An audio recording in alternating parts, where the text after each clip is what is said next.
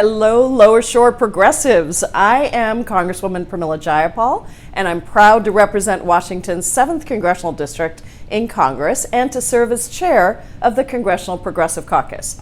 It is great to be speaking to fellow progressive organizers and advocates, and I cannot thank you enough for what you've done to help grow and support our movement. And let me tell you, all of that hard work has led to some incredible, transformative changes.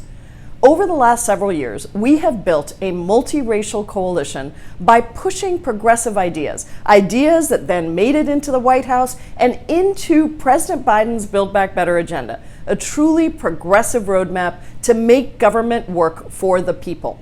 And we built the Progressive Caucus in Congress to actually have power and use power, to grow and expand and act together as a voting bloc, to show that we know how to push until the end, and we're not afraid to do that, and we also know how to govern. And we got so much done. Despite the slimmest margins in modern history in both the House and the Senate, we delivered, and we delivered big.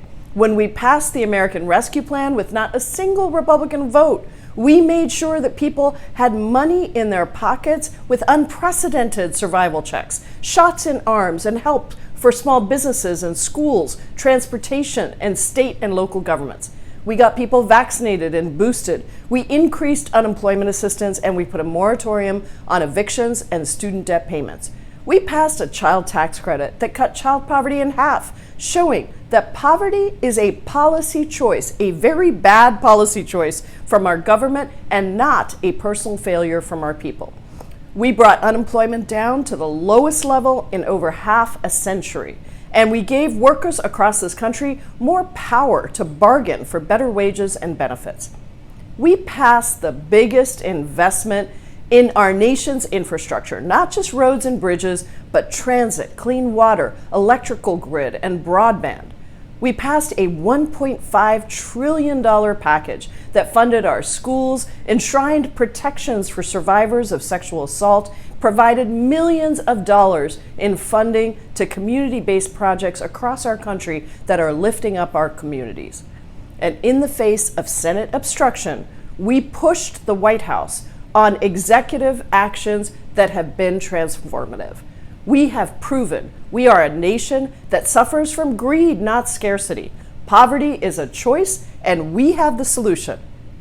We can rewrite the rules of this economy to make it work for people of color, poor people, and working people.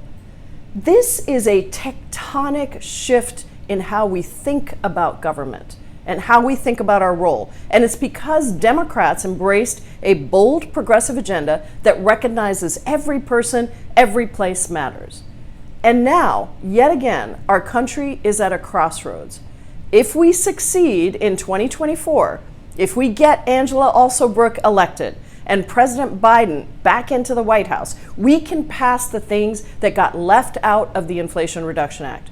We can ensure that childcare and housing are affordable. We can take steps to protect our democracy by passing the Voting Rights Act and the For the People Act. And we can continue building an economy that works for all people. I have every confidence that Democrats can and must win. But it will take all of us, not only voting, but organizing and advocating, knocking on doors and phone banking. And I know that we can do this together.